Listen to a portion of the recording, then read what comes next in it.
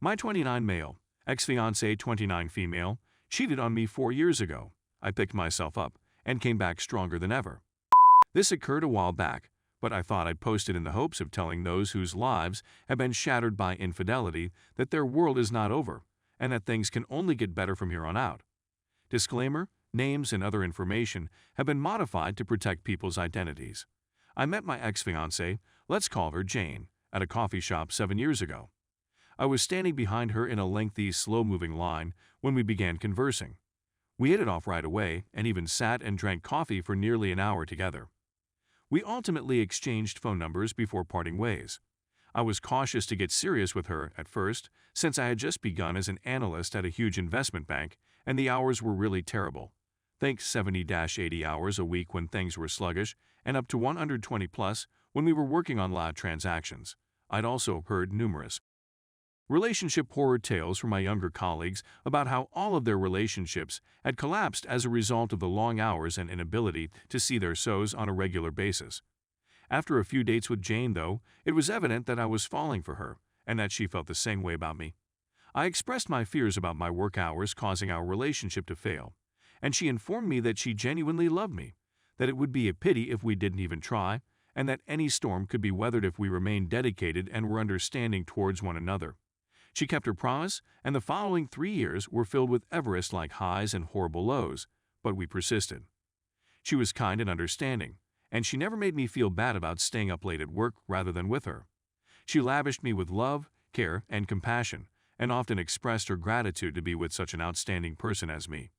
In exchange, I did all in my power to love her as she deserved to be loved. To everyone's amazement, we were stronger than ever at the conclusion of this 3-year period, whereas all of my other analyst relationships had shattered and burned. During this time, I felt it was time to start recruiting for private equity opportunities. If I am successful, my hours will be considerably decreased, and my already ridiculously high income will be increased much more. I also determined that I wanted to spend the rest of my life with Jane, this incredible lady who had stood with me even through my bad junior banking years. While we were on vacation in Spain, I purchased a ring and proposed to her. When she said yes, I was overjoyed. This is the point at when everything goes wrong. She was in the bathroom one day when she realized she had left her phone on the bedside table. I felt the smallest desire to snoop. At this time, she had done nothing that would have led me to think that she was cheating, and I had no inkling that anything was amiss. I only had a passing desire, and it's not like she'd ever find out I'd snooped. Long story short, I snooped and discovered a named female I didn't recognize in her conversations. I clicked in, and what I saw both infuriated and crushed my heart. Lots of sweet nothings, nudes and so on. They even sent me SMS comparing the size of my erection to his. What made matters worse was that he seemed to be taller and more attractive than me. I'm 5'9" and barely slightly over average in terms of appearance. I was trembling so violently and felt so terrible that I hung up the phone and walked outside to take a break. My mind was racing as I walked down the street. My initial thinking was that it was my fault, that she simply wanted to be loved, and that I couldn't give her the attention she needed because of my job. Sad, right? I wanted to confront her when I came home, but I was terrified since I loved her so much, and confronting her may damage our relationship. My thoughts raced from, hey, this isn't that horrible, right? It's just a couple of messages. It's not like they had sex. You just have to put in a little more effort, and she'll love you again, to how dare she do something so nasty to you behind your back. I eventually determined that I needed additional evidence before making a choice, as if the texts weren't sufficient. I went out and got a little camera, which I put amid some other items on a shelf in the corner of our bedroom. I turned it on the following day before heading to work. Later that night, at 10 o'clock, I activated the camera and saw precisely what I had hoped not to see, but was expecting to see: her being ridden by the person she was sexting on her phone. All aspirations of reconciliation and whatever remaining affection I had for her were suddenly dashed. I puked in the bathroom and ran out the door to my closest friend's, let's call him Owen, place, where I broke down and wept harder than I had ever cried in my 25 years of life. After I had cooled down, Owen and I drank thick scotch and discussed my next step after I had finished ranting. We spoke all night until we both had to go for work the following morning. He advised that instead of confronting Jane and ending my engagement, I'd be courteous around her until I got a new career, ideally in private equity and a new apartment, then block her phone, email, and all forms of social media, etc., and move out while she's at work. I'd be kissing her goodbye in the morning, and the next thing I knew, I'd be gone, as if I never lived. He warned me that it would strike her like a truck. I was completely on board with this idea, but I informed him that I'd like to go to a different continent, most likely New York, where I'd be completely gone. He told me he'd miss me if I did, but if that's what I needed, he backed my choice.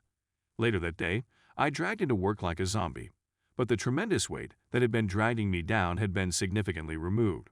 The following month was the most terrible I'd ever had to face. Being near Jane whenever I was at home was brutally agonizing, as did pretending to be normal. I couldn't look her in the eyes without wanting to hurt her physically. But I managed to put on a brave front and treat her with care. We even had sex a couple times, which made me feel disgusted and weak.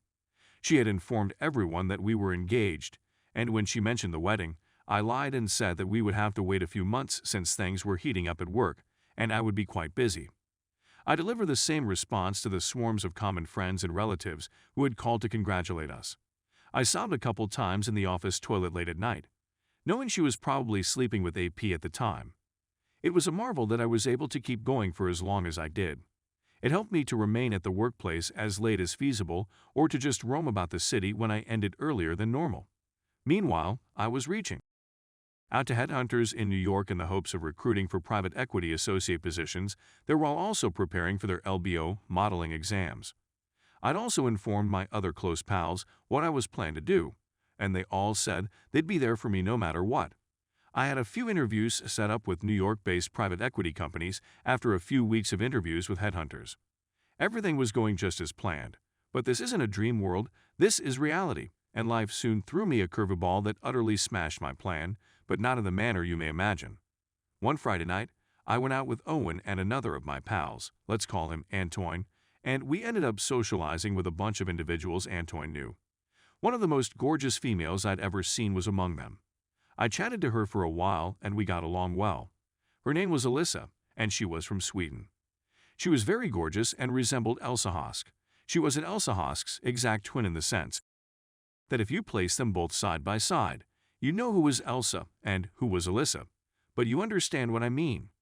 We had a lot in common, such as the fact that she was pursuing her master's at my alma mater and was really doing the same program that I was, and that we had both grown up in Asia. I was going to go to New York right away, but I couldn't stop myself from exchanging phone numbers with her. We eventually went on a couple dates and slept together. I never felt so desired and understood by anybody before, not even Jane at the beginnings of our relationship. And for the first time in weeks, I felt really content. We shared our innermost sentiments with each other one night after sleeping together. She said how her ex cheated on her, I didn't urge her, and how she despised and had no regard for infidels. I then detailed my present condition to her, and she laughed, not at me, but in amazement and astonishment at how I was about to bash Jane. She then asked if there was